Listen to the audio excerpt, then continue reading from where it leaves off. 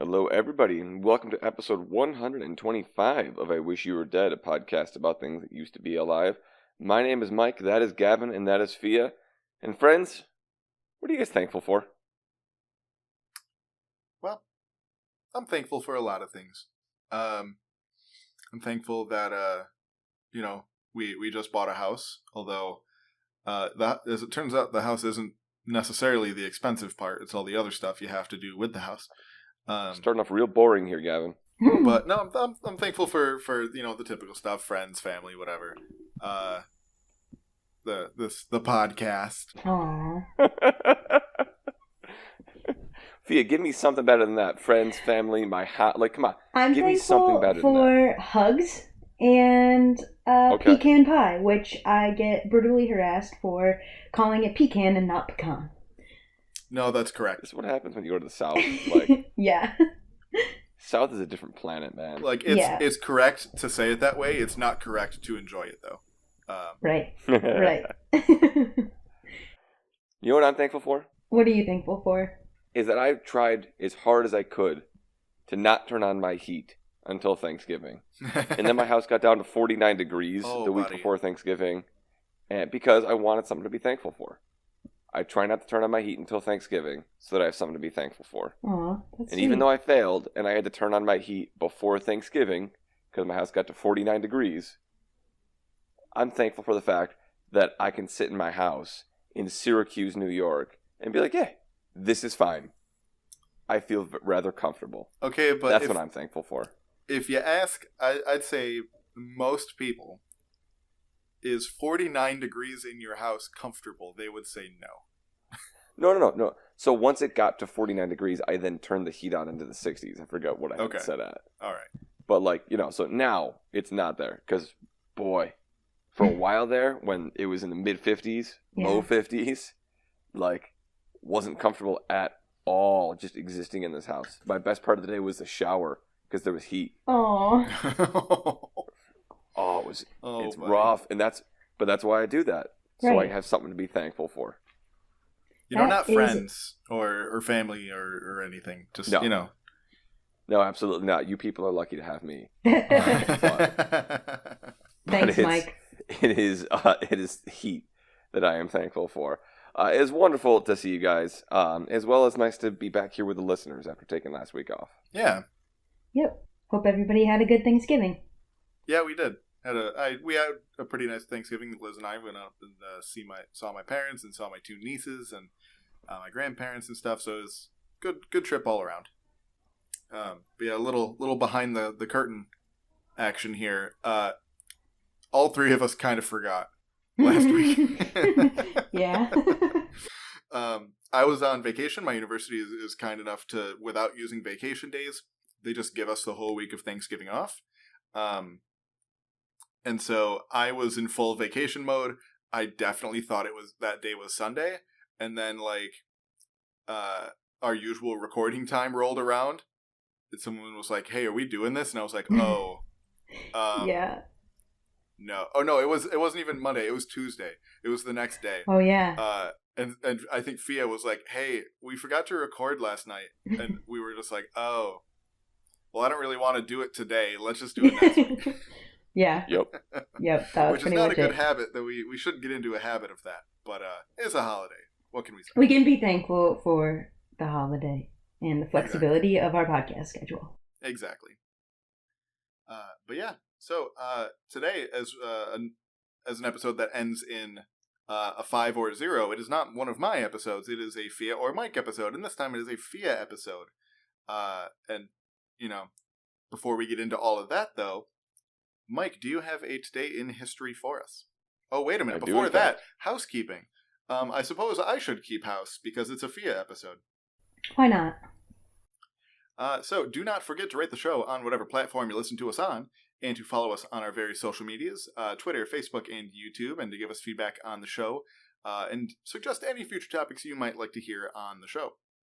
If you'd like to be a guest on the show, we do have a Google form down in the show notes, which you can fill out and tell us a little bit about yourself, and see if you'd be a good fit to have on the show as a guest. And for next episode, we will be continuing our march through geologic time, talking about all the different time periods. The last one we did was the Cretaceous period. A good, couple months ago at this point. So we ended it with, the dinosaurs besides birds going extinct. And now we're going to be picking up the pieces in the Paleocene epoch.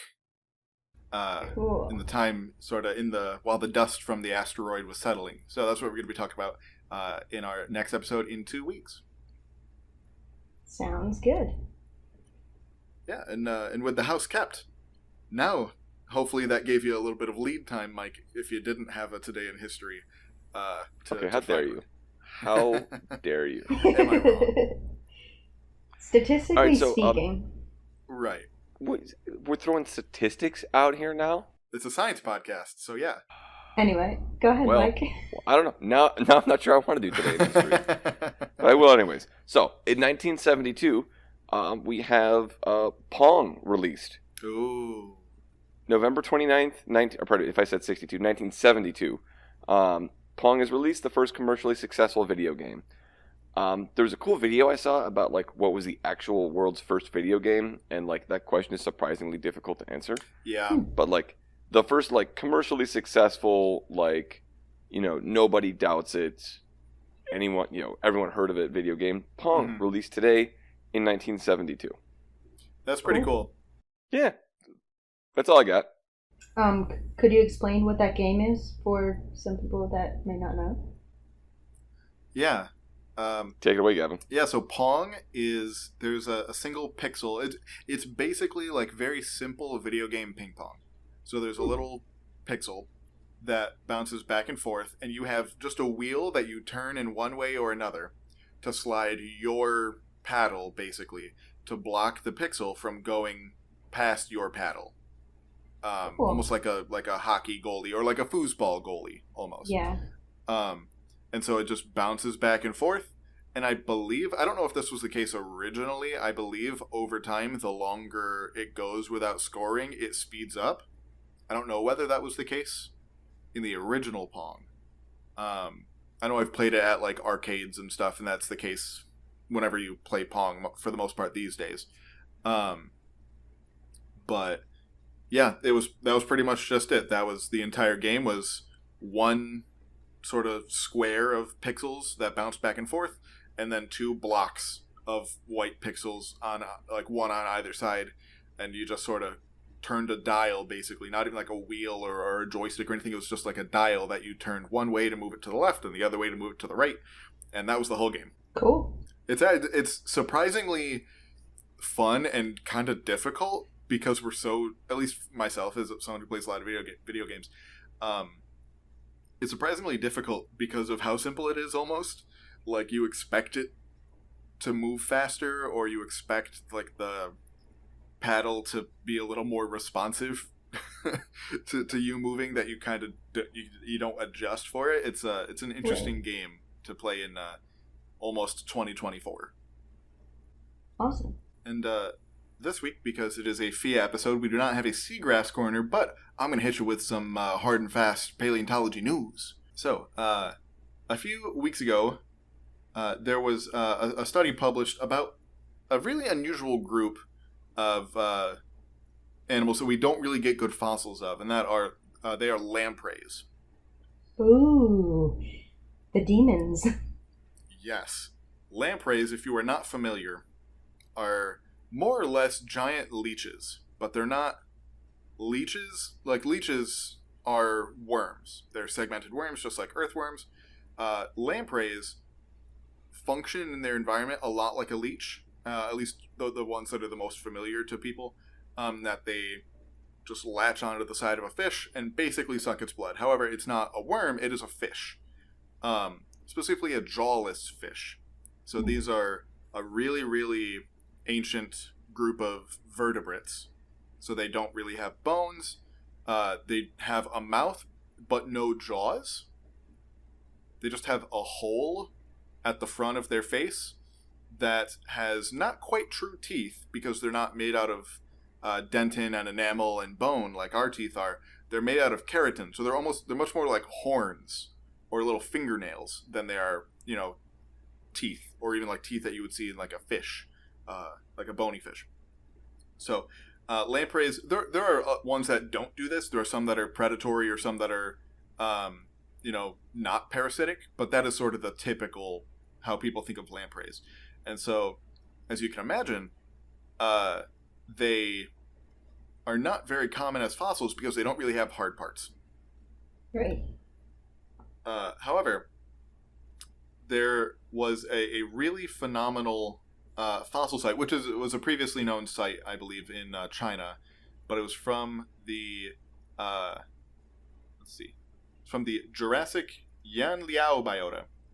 So we're not going quite as far back as they probably existed. These things were probably around in the Cambrian and the Ordovician period, around the time where complex multicellular life was really starting to take off. So this was in the Jurassic period, somewhere in the ballpark of, between 200 and 160 million or 120 million years ago or so. And these guys were not just small. Many lamprey species are pretty small. I think the longest one around today is a couple of feet. Most of them, most of the species that are around today are rather small, only a few inches. However, this one that was found, or one of the ones that was found, was basically a complete body fossil, which is already just amazing. Yeah, that's crazy. I was thinking it was just going to be the teeth. Yeah, that's what you would expect, but it's almost like, because I said it's basically just pure keratin. It's basically just sort of like a rhino horn, which is also quite misleading, because you'll see fossil reconstructions of extinct rhinos with their horns, but we don't have fossil rhino horns. They don't preserve. And so this guy is pretty much complete and is over 2 feet long. Wow. So it is the largest fossil lamprey ever found. And a big sort of debate with these guys, lampreys in general, is being parasitic sort of the default? Or is that something that a few groups did along the way? And so that's been really hard to tell because we don't have good fossils. And so, luckily, the whole feeding structure of this lamprey was preserved, and it pretty much just looks like a kind of like almost like a little bit of a hybrid. It seems like it can it resembles the mouth structure, even though it's sort of the size of some of the more parasitic ones. I think the largest lamprey today is about 2 feet long and is parasitic. Its feeding structure resembles a lot more of the sort of flesh-eating ones that have really strong, powerful jaws to be hunting things. So it's quite interesting. That is kind of not what people thought might have been the case. But a cool weirdo group of animals leaving some cool weirdo group of fossils. It also is unique in that it was from what would have been the southern hemisphere at the time. And I believe this was our only lamprey fossils from the southern hemisphere. They almost exclusively today live in the northern hemisphere. So this also was kind of surprising. So, yeah. Cool lamprey things. And I figured that would sort of segue us a little bit with some marine stuff into talk about some seagrass. Cool. Yeah. Thank you for that, Gavin. So then I guess with our Today in History and our housekeeping and our paleontology news taken care of, what are we learning about today, Fia? Right. It's a very free-form episode this week. We're going to kind of talk about what grad school is like, what being a marine biologist is like, and what being a PhD student is. And I want to start off by... Oh, go ahead. Oh, sorry. No, go ahead. Yeah, because we sort of talked about grad school a bit. That's something that, even though it's in different fields, all three of us have experience with. Some more than others. Well, yes. But hey, you went to grad school. It was just, very different from my grad school or Fia's grad school. Right. Yes. But yeah. And but now you're taking it a step further in the other more different grad school. Yeah. Yep. And I wanted to start off by asking both of you what it is you think that I do. And it's not, there's no right or wrong answer. It's just to start a conversation of marine biology and PhD life, I guess. So, Mike first. What do you think I do? I think that you spend like 40% of your time in the field doing some sort of experiments. Like, I know you were out quite a bit when you were in Louisiana, in the swamp. I have no idea what those experiments entail, but like actually getting your hands dirty. And then 60% of your time either sitting in classes or writing papers or teaching or TAing, like, and kind of getting a more, kind of traditional formalized education. That's kind of my understanding of particularly science-y, advanced degree programs. Yeah, that's what I'm going to go with, like a 60-40 split. Cool. And do you know the general research that I'm doing? No, not at all. Okay, perfect. That's okay. Gavin? No, I think Mike hit it pretty well on the head. I think, at least for your experience up to this point, I remember in one past episode, or maybe it was just us just talking, I think a lot of your research involved like collecting invertebrates with like a giant hose or like vacuum thing. Yep. Is that right? Mm-hmm. Yes. Yep. The suction sampler. Yeah, that. And you had to figure out like a grate or something to put over it to make sure like too much wasn't sucked up. Right. Yeah. And then you had to sort of count, how much of what critter got sucked up and identifying all the different little critters and seeing what that tells you about the environment. Mm-hmm. Is that at least your master's, how I understood it? Yeah, you did great. That was definitely a full chapter of what I did. Cool. And then your PhD, I know you're working with seagrass, and I think you're doing something more similar. And I remember sponges being thrown around in there. Yes. As well. Yep. Cool. Well, that is always very eye-opening to ask people what I do. So thank you guys for that. Most of what you said is pretty spot on. I would say that Mike's. Go ahead. Say that I'm less. No. On point. No. I was going to say your percentages are off. I would say that in marine ecology, generally speaking, this can vary, but in my experience, we're doing about 10% field work and then like 30% lab work and then 60% writing. So like it is technically, if you want to bundle it up, 40% like field and lab, but I would say being out like in the ocean, maybe like a couple like of, I think for my master's it was a total of 2 weeks, maybe. That was the entirety of my master's fieldwork, and then the rest I was like in the lab and writing. Yeah, I feel like. Gotcha. And go ahead, Mike. I was just gonna say, so being in the lab and being in the field are kind of two different. They're so different they shouldn't be put together in the same category. Yes, because like I don't know. I think like visually it's more appealing to say, "Oh, I do 40% field work," but in reality, like you're out you gotta have a lot of money for that. Yeah, you're out in the water for a short period of time, and then like almost 3 times as much of your field time, you're like in a closed room with a light shining down, and you're just staring at like organisms and samples and weighing things, and it's very repetitive and kind of not something that people would, I guess, find like the glamorous side of marine biology, if you will. That is definitely a very similar vibe to paleontology. Yeah.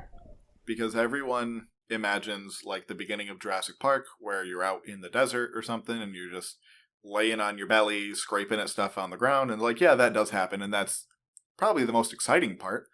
But easily, at least I think the proportions are, quite a bit different in paleontology for field time to lab time, in that it takes like, for every hour you spend on something in the field, it can take like 10 hours of prep work once you get it back to the lab. Exactly. Yeah. And then it's a matter of writing it up, and then the whole publication process, which I can't really speak to myself. I've never published a paper. We'll get there. Yeah. We'll get there. But yeah, so definitely similar vibes if, the percentages are a little different between, us two. Right. And just going back to what other people think I do, I wanted to kind of bring up like what my parents think that I do. That's always fun. Yeah. I was just about to say that. What? Yeah. Like, essentially, my mom really tries. She really tries to keep up and understand what I'm doing. But I still think that she thinks that I'm doing a lot more, like being in the ocean and snorkeling around and having a fun, grand old time. And same with my dad, too. Whereas, like almost all of my weeks look at me, like, it's just me sitting at a computer for 8 to 10 hours a day. So yeah, they kind of think that I am just playing around in the ocean. My grandma used to think that when I was doing a different project on land crabs, she thought that I was trying to save the crabs, and I was essentially like being some sort of savior to them when I was just counting holes. That's really cute. Yeah, it was very, very cute. She wrote like a yearly update letter to all of her friends and family, and like just was like and like mentioned like highlights of like her grandchildren and what they're doing, and she was like, and Fia's in Louisiana saving the crabs and doing this and stuff, and I was like, oh my gosh.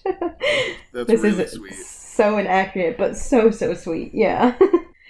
Another perspective, I guess, is what fishermen or sportsmen think that I do. And okay, that is a range of spectrum. It can vary from people thinking that I'm doing research to inform decision making, or that I'm just spending a bunch of government money for fun. Yep. It's very varying, but it seems like the culture that is around where I'm working now, the community is very actively involved in the science, and that creates a much better relationship to get research done there. Absolutely. Mm-hmm. And yeah, so then what I really do is I sit... Oh wait, I wanted to add one more. What my boyfriend Andy thinks I do. What does your boyfriend Andy do? He is a engineer. Okay, so not a dumb guy. No, he's a mechanical engineer, and he just started a job actually at a boat manufacturing company. Oh, cool! It's very fascinating to hear about. They make big boats, and that's cool. But yeah, so he's able to keep up with and understand a lot of the stuff that I'm working on. But I don't think that he always understands what I'm doing day to day. And so, like, when we first started moving here, and like, I think his parents asked like what I had to be doing and working on, and he just was like, oh, just like answering emails and like reading, and like that's all you do. And I was just like, That's no. really funny. That's silly. The other half. Right. But like, he could tell you my whole master's project. I think that's just like the snapshot of like seeing like what I'm working on day to day, because he wasn't working at the time and I was working from home. So he would just watch me be doing work. and he didn't really know what it is I was doing. And so it's definitely like a different perspective. But anyway, what I actually do. So we finally arrived at it. I'm a PhD student, and I was supposed to be starting under a grant that is funded by the NOAA Restore funds, which are from the BP oil spill, if I remember correctly. Okay. So essentially, BP paid a ton of money, and now they're still funding projects in the Gulf to kind of offset their environmental monstrosities that they did. Tell you what, BP, they sound like pretty good people if they're funding all this science. Well, they were like sued. The good guys. They were definitely sued. They did not willingly give that money. Are you trying to tell me that a large oil company wasn't voluntarily going to fork over millions of dollars for science research? Nope. I'm shocked. Corporation's gonna corporation. Exactly. So the grant that I was supposed to be taken on as basically wanted to start a hard bottom habitat monitoring program and extend a already occurring seagrass monitoring program. So seagrass, it does a whole lot of good stuff, ecosystem functions. They protect the shoreline, they stabilize sediments, their habitat. It's important to monitor the water quality and also the growth, so that way we know when, or potentially when, we're about to have a huge die-off of seagrass. Mm-hmm. So they've been monitoring seagrass in this area, which is the Nature Coast Aquatic Preserve on the Gulf side of Florida for a while. But they wanted to extend, add some more sites, get some more data going. And then also they found that there's these little chunks of hard bottom habitat, which if you try to look up an exact definition, it's kind of hard, but essentially it is a bare patch of limestone bedrock that has a small amount of sediment, small enough where seagrass or other rooting plants cannot grow. Okay. So think of them as just a solid piece of rock on the ground, but level with the ground. It's not bulging up. Right, it's not like a little underwater hill or mountain or anything. No. They can have like some structural complexity and have some boulders or rocks or wood, any sort of debris on them. So these patches can also grow specific things that need hard substrate to flourish. And those things would be sponges, corals, oysters, and sometimes macroalgae. Macroalgae can kind of do both sediment and hard bottom. Okay. So, and macroalgae is things, I know it's not like specifically this, but things like kelp and things like that. Is that yes, right? I do believe, yes, that kelp is a macroalgae. There's a bunch of smaller macroalgaes in Florida. They kind of look like seagrass with like a lot of extra leafy, spirally, structure-y stuff. But there's a whole bunch of them. But yeah, it's not like the green water that you would think of as algae. Like those are microalgae where you're looking in a river and it's just completely green film over it. That's sort of different. Yeah, these are the things that like you find in the lake and you call seaweed. Because I don't think there are many aquatic, freshwater true plants. I think most of them are macroalgae. Yes, exactly. Okay. Yep. Thank you for that example. Yeah. So yeah, these recently kind of not discovered, but maybe more relevant, or people started thinking about them more as being potential sources of nutrients or sources of habitat or sources of shoreline protection. someone thought, hey, maybe we should start monitoring these patches too. And so we got a grant. Well, we didn't. My advisors and the Department of Environmental Protection got a grant. And is that from the federal government? No, it's from NOAA Restore. So it's from NOAA. Oh, right. Yeah, you said that. Mm-hmm. They all got together and kind of wrote this grant proposal and then submitted it to the NOAA Restore grant application. And then they received it. And so now they were able to hire a PhD student with that funding. And that was supposed to be me. But it turns out that I got a Dean's Fellowship. Oh, okay. Which means that the department that I applied in would pay for my tuition and annual stipend, which they give you like an annual stipend of money to, live and not have to work another job while you're pursuing your degree. Living large, I assume? Oh, yeah. Millions. No, it is just enough. I think it is probably under minimum wage. That's a good one, Mike. Yeah. But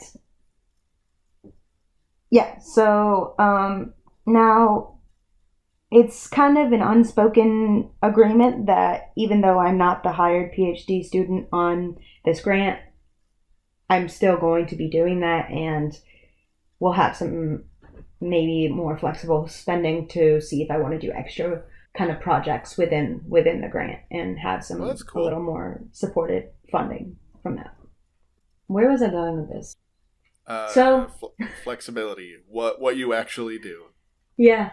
What I actually do. So every week I have the choice to work from home or work at my office, but I don't really like to work from home because I end up going to lay down in bed. But I'll do a lot of researching, reading a bunch to kind of get a background, and a lot of thinking. I have to do a lot of thinking every day, thinking about, like, while I'm reading, if there's any questions that I could come up with from the stuff that I'm reading or would be interesting. And then thinking about how it could fit within the grant scope that we're working on. And I think that is really the scope of it at this point. I'm doing probably at least one field day a week, which is a lot more than I would usually do, but I'm trying to get more exposure to the, system I'm going to be working with, because it's so much different than Louisiana. And so I'm probably doing one day of field work a week, and then the rest I'm researching, I'm reading, I'm trying to come up with a plan for when we start this kind of sampling in the spring. And because it's such a broad project, from my understanding, we just need to record some of these measurements and provide them to the person in charge of the grant. I think we have a sub-grant. Okay. There's not really much that is required at this point. And so I have the flexibility to come up with whatever questions I want within this scope, if that makes sense, of just monitoring seagrass and hard bottom. So just doing some sort of finding questions about the two habitats and finding things that are new, I guess.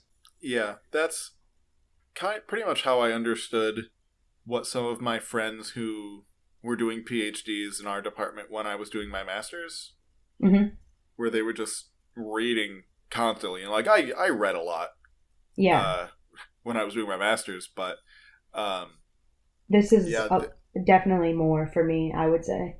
Yeah. Compared to my master's. I mean, I imagine I also definitely read a lot in my master's, but now it seems like way more. Yeah. But yeah, and then on top of my main project, I also have the flexibility to work on some side projects that I'm interested in. So I'm working on some volunteer work, doing like education outreach. I have the ability through one of my advisors, they do boat trips with high schoolers. They take them out and they do like a trawl, and they pull up whatever critters they bring on the boat and talk about organisms. I have not done that yet. And then next week... That's really cool, though. Yeah, it's very exciting. I didn't think I got the opportunity as much to do that education outreach in my master's, and partly my own fault because I was pushing to get it done a little quicker. Right. But then next week, I'll be going into a classroom of elementary kids, and me and one of my lab mates will be doing like a 30-minute, I guess, teaching lesson on some seagrass stuff. So what age just said elementary, but there's a large gap between, second graders and sixth graders. Right. I don't know exactly what grade, which thank you for reminding me, because I will definitely ask tomorrow, because it will probably make a difference. Yes. Yeah. Either way, the comparing seagrass to different kinds of pastas, I feel like that's going to go great either way. Right. Wait. How could it go wrong? Oh, did I tell you guys that already? Oh, wait, no, I've just been doing it in my seagrass. That is actually the project that I came up with, is like, I bought a bunch of the different kinds of pastas, and I'm going to like paint them green, whatever, and I'm going to have them kind of like build their own seagrass habitat, and we're going to bring in some organisms from our field work on Friday and kind of go around the room, talk about like the organisms, and then be like, okay, build a seagrass structure that you think like a pinfish would best camouflage in, or something like that. So I would write down as much of this as you can, because for sure, yeah. Well, because and try to quantify how much they the kids learn, because I think this could make like a pretty decent poster at a conference or something, just based on some other like outreach or pedagogy type posters I've seen at some of the conferences I've been doing the last like couple of years. I feel like this would fit in really well with those. Cool. Okay. Yeah. I still need to test it, but I bought the pasta today, so nice. I will be testing it out and seeing how it works. Yeah. So I do that, and then help out with the lab work. There's always field work going on, and then I'm also working on finishing up my manuscripts for my master's degree. So I think something that is definitely more common, I would say, is that you're not actually done when you get your degree, if that makes sense. It can be, you can be done, but with field intense projects, often you end up having to publish after you graduate. Okay, and was that like contingent on some of your funding source? No, it was. I guess yes. Yes, it was. Okay. It's not a hard like you have to submit this by this date, but it was like we're gonna supply you funding. Yeah, we're gonna supply you funding and a graduate stipend, but you're expected to publish your project. Okay. Right. Yeah. But and they're okay with that publishing, possibly being after the actual graduation date? Yes. A lot of times. What happened if you didn't? Like, you get your degree and then you're like, actually, I'm not going to publish. Like, some people will do that. Some people can do that, but you end up with a lot of burned bridges. Okay. So if you do that, you're basically kissing a career goodbye. Right. I mean, if you get your master's and you're I guess, in some pursuing something else where no, it doesn't matter if you're publishing this or if you have good terms and references from these people, then yeah, people do that. But if you're planning on continuing your education or continuing in the field that you're working with, it would be very unwise, I would say. So I will say, just for the record, that's kind of what I did, is that I didn't have to. So I presented my master's as a talk at a conference. We had a whole episode about it a couple of weeks ago. I didn't have to do that. In fact, I think it's rather uncommon from my particular program. And I don't know if that's just a difference in, department culture. My university was quite small and relatively low pressure compared to some like an R1 university, which are the universities that throw tons and tons of funding at publishing to get prestige so they can get grants and things like that. And I would assume, at least based on how the PhD programs worked at the School of Mines, you're not doing your own active research, especially your first year. You're just doing a lot of background, a ton of reading, but you're not doing any experiments or any like new research quite yet. And so I think it's just sort of the general expectation that, like, hey, maybe go publish your master's while you're not, actively doing new research. I don't know. I know for sure a couple of my, lab mates, office mates, whatever, didn't, because they were also teaching and doing, lots of stuff and had summer internships and stuff like that. So, But yeah, so I'm sure that probably is just a difference in academic department culture. Right. Yeah. And I want to go back to that thing you said about R1. So it helps me think about institutes like divisions of sports, collegiate sports. So you have like D3, D2, D1, where D3 is like a smaller college, D2 is kind of like middle, and then D1 is like, Syracuse basketball, right? Yeah. This is for you, Mike. Appreciate it. So yeah, LSU was a D1 school for the research that they do. So it's pretty expected that you publish at least 1 or 2 papers out of your master's. And UF is the same. It's an R1 research institution, so they definitely encourage publications. But yeah, I think it all depends too on like if you're brought up on soft money or hard funded money, if there's requirements. Like I was kind of brought on in a very large grant that it was just kind of like you can do whatever you want, really. It just has to involve oysters and biodiversity. So it wasn't necessarily like there were deadlines that these things had to be published by. So it's very loose. But is definitely still, If you were on like an NSF grant or something. Yes.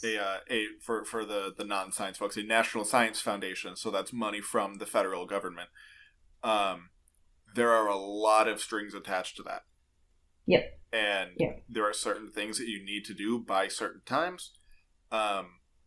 And so, for example, I know there's someone in our department writing an NSF grant for a piece of equipment that is, in the ballpark of $1 million. Or at least, a few $100,000, for sure. And if they get it, there is the expectation that you are using this so often that it's not just sitting there, which might sound annoying, but if it's taxpayer money. I appreciate that as someone who pays taxes. Yeah. So, yeah, where your funding comes from determines a lot about how your science is done. Yep. So, with that, I come to my final point that I wanted to talk about in PhD science, whatever you want to call this topic, and that is rejection. Ooh, boy. I have never been rejected so much than in science ecology ever. It's just normal. Like, it's just the way it goes. Because there's a lot of people applying to a small amount of grants and applications and journals, and the ratios aren't always successful. So you just have to be prepared for it. Yeah. And it's something that I was taught very early on, but it didn't actually set in until I got my first rejection. And that first rejection was very, very hard. But, yeah, I remember, off pod, you and I talked about this a little bit when I think you'd probably gotten a couple of rejections at that point. Yeah. You were like, is this, or I think I had said it on the podcast that, like, yeah, grant writing, I'm like, if you get, 5 to 10% of the grants you write, you're a phenomenal grant writer. Exactly. And I remember you texted me and was like, hey, thanks for that. Yeah, for sure. I really did appreciate that. I think I wasn't even part of the podcast yet. I was just listening to your podcast. Yeah. Mm-hmm. Yeah. But yeah, it's super competitive. So for example, like I said, that person in our department writing that NSF grant, our university itself, and granted we're a pretty small university, but we have to write a little pre-grant to submit it to our university's grant office. And I think they pick only one or two to allow to go out to NSF per year from the university. So it's like you're not only competing with everyone else who's sending in an NSF grant, you're competing like within the university to even be able to send it in the first place. Right. Yeah. And so, yeah, that first rejection was tough, and the second one probably was too. But it's definitely gotten easier, and I hope like if anyone else is pursuing a career like this, listen to me and believe me when I say that it will get easier, because I never thought it was going to get easier, but it did. And to prove it, I submitted my manuscript for publication, I think last week, and within like 4 days it got rejected. And Jeez. I wasn't upset at all. It didn't hurt me in the slightest bit. I was just like, you know what? Were you expecting it? No, I wasn't expecting it at all. I thought this was going to be just an easy, like, it's been critiqued like by so many people. I've gone through probably 20, maybe 30 revisions, drafts of this paper. And I just thought, like, it's going to have some minor revisions and that's it. But, I don't know. I guess I just felt like, I had done the best that I thought. And I knew that if they were rejecting it off the spot like this, then that's okay. There's plenty of other journals. I'll just try again. And I later found out that I guess there's potential that they're going through just a bunch of desk rejections because there's a lot of people publishing right now, and it's just kind of difficult to be publishing in this particular journal right now. Gotcha. But yeah, rejection. It's okay. It's gonna be okay. So that's all I got. Do you guys have any thoughts or questions or things you might be curious about? I mean, it definitely just the whole path is, kind of one out of passion. Like, there's not a whole lot of people that are getting rich off of this. Oh, God. Oh no. Yeah. Right. Like, it's So if this is a path you want to go down, like, please do. We need more good scientists, but making sure you're going in kind of open-eyed with everything. For sure. Yeah. Yeah, it always blows my mind when people talk about scientists doing X for the money. And I'm like, yeah. Have you ever met a scientist and talked to them for 2 minutes? Because they will tell you how hard it is to get money in science. Like, unless you become someone like Neil deGrasse Tyson or Bill Nye, who do a lot of science communication and get picked up by some big media thing, that's the only way you make, money in science. And even then, that's science communication, not the actual science. Exactly. And it's like, I don't even know if Neil deGrasse Tyson still teaches, to be honest. I have no idea. But, yeah, that's where the only, like, you're not going to become, a multi-millionaire by just getting a PhD and teaching at a university and doing research for, 30 years. You're not going to be rich. Yeah, it's true. But yeah, I guess I had one question to finish us off. So how does, this first, semester or not quite semester, compared to like the first semester or so of your master's? Well, I would say that it's a lot easier. Yeah. You think so? It's a lot easier because I am wise now, I feel.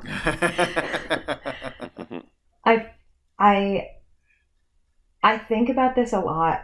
When I first started, I wanted to just get my PhD, and I didn't want to get my master's because I was like, that's just a waste of time. I'm going to just get my PhD anyway. Like, it's just time.